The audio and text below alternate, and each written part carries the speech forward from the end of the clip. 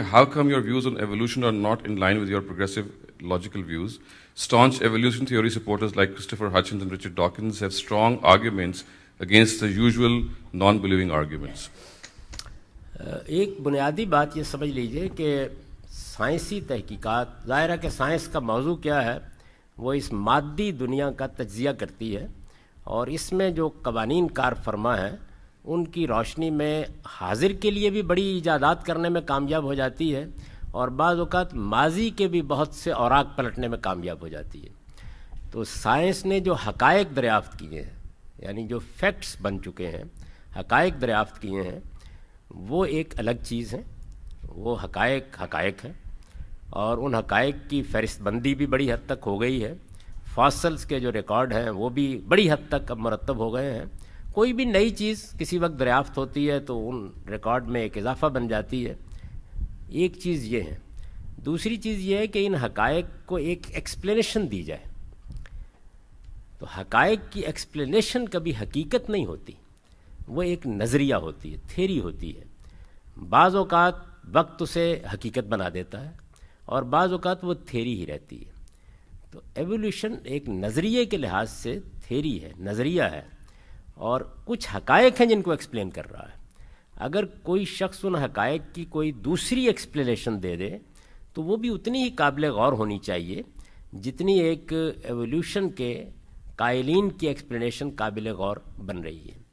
تو میں کئی جگہ یہ عرض کر چکا ہوں کہ لوگوں کی عام غلط فہمی یہ ہے کہ ایک طرف نظریہ ارتقاء یا ایوولوشن کی تھیری ہے، اور دوسری جانب مذہبی لوگ یہ کہتے ہیں کہ اللہ تعالیٰ نے ایک دن 4 فرشتوں کو بھیجا کہ وہ 4 بر اعظموں کی 4 ہی تھے جب لوگ یہ بات کر رہے تھے، اس کی مٹی اٹھائیں اور اٹھا کر لا کر ان کا ایک پتلا جیسے بچے بناتے ہیں اس طرح بنائیں، اور بنا کر اس میں انہوں نے روح پھونک دی اور اس کے بعد وہ انسان بن گیا۔ تو لوگ یہ خیال کرتے ہیں کہ ایک طرف یہ تخلیق کا نظریہ کہا جاتا ہے، یہ ہے، اور دوسری جانب ایوولوشن کا نظریہ ہے یا ارتقاء کا نظریہ ایسا نہیں۔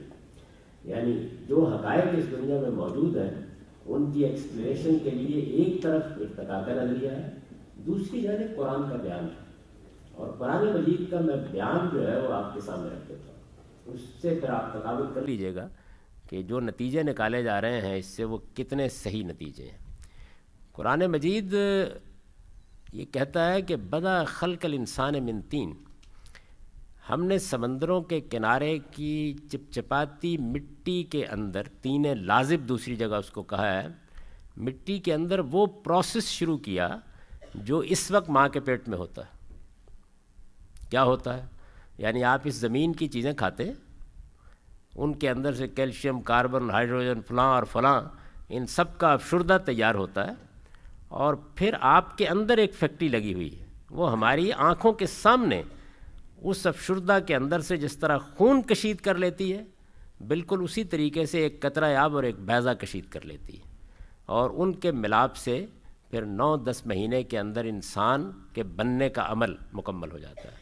یہ اب 9 مہینے کے اندر کم و بیش مکمل ہوتا ہے۔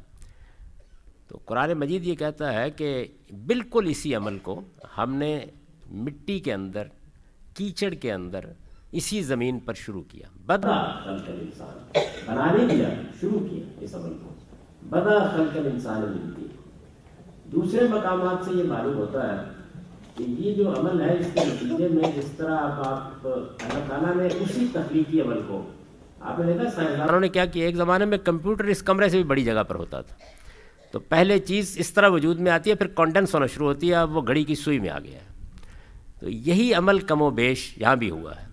بہت بڑے پیمانے کے اوپر اللہ تعالیٰ نے جو تخلیقی عمل کیا ہے اسی کو کانڈنس کر دیا 2 شکلوں میں۔ اب آپ دیکھتے ہیں، ایک صورت وہ ہے کہ جس میں بچہ ماں کے پیٹ سے وجود پذیر ہوتا ہے، اور اس میں اسی دنیا کے اجزاء لے کر ہمارے اندر ڈالے جاتے ہیں، جیسے ہم کسی فیکٹری میں ڈالتے ہیں اور پروسیس ہوتے ہیں، اور اس کے اندر سے وہ چیز وجود میں آتی ہے جو خردبینی ایک ذرہ ہوتا ہے، اور بڑھتے بڑھتے 9 مہینے میں وہ جیتا جاگتا بچہ بن جاتا ہے۔ ایک دوسرا پروسیس بھی آپ کی آنکھوں کے سامنے ہوتا ہے، اس میں یہ عمل ایسے جانوروں میں ہوتا ہے جہاں وہ ایگ کی شکل اختیار کر لیتا ہے، اور پھر وہ ایگ باہر آ جاتا ہے، اور پھر اس کو ایک پروسیس سے گزارا جاتا ہے تو وہ پھٹتا ہے اور اس کے اندر سے بچے نمودار ہو جاتے ہیں. جن لوگوں نے کبھی مرغیوں کے چوزے نکلتے دیکھے ہیں وہ یہ جانتے ہیں کہ یہ کیسے ہوتا ہے. تو یہ جو دوسرا طریقہ ہے بینے ہی یہ زمین کے پیٹ میں قرآن مجید سے معلوم ہوتا ہے کہ اختیار کیا گیا. چنانچہ وہ بیان کرتا ہے کہ چپچپاتی مٹی میں یہ عمل شروع ہوا, اس کے بعد اس میں کتنا عرصہ لگا, یعنی اب اگر 9 مہینے لگتے ہیں تو ہو سکتا ہے کہ اس وقت ہزاروں سال لگے ہوں, سینکڑوں سال لگے ہوں یا کئی سال لگے ہوں. تو اس کے نتیجے میں وہ ایک ایگ کی شکل اختیار کر گئی, کل سلسال کل فخار, بالکل جسے انڈے کا اوپر کا قشر ہوتا ہے اس طرح وہ سوکھ گئی, اور پھر اس کے بعد انسان کے نمودار ہونے کا عمل شروع ہوا. لیکن یہ انسان نہیں تھا, یہ اس کا حیوانی وجود تھا.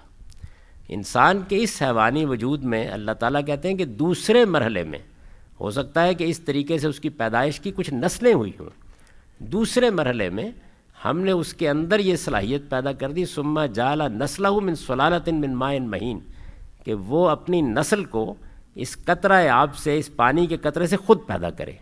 یہ دوسرا مرحلہ ہے. ابھی بھی وہ انسان نہیں بنا, وہ ایک حیوانی وجود ہے.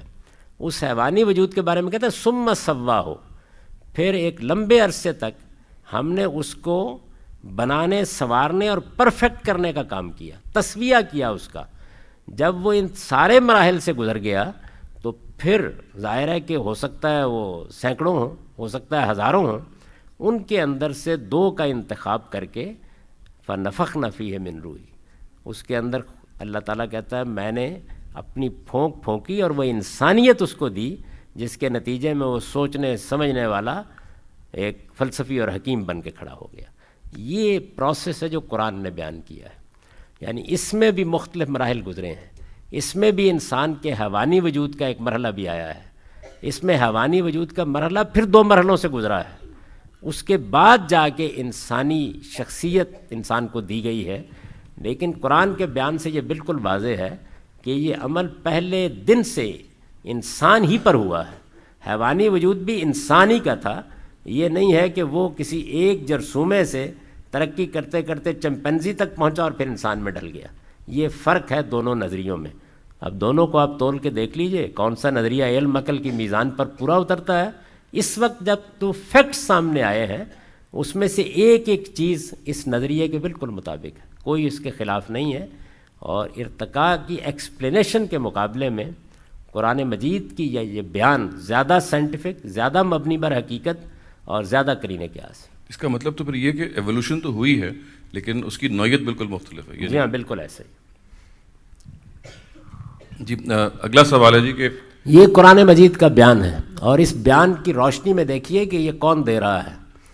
تھوڑی دیر کے لیے بھول جائیے کہ وہ خدا کا پیغمبر ہے, عرب کے صحرا کا ایک بدو ہے جو یہ بیان دے رہا ہے. اور آپ اندازہ کر سکتے ہیں کہ توہمات کی دنیا میں, کہانیوں کی دنیا میں وہ انسان کی تخلیق کو کیسے بیان کر رہا ہے.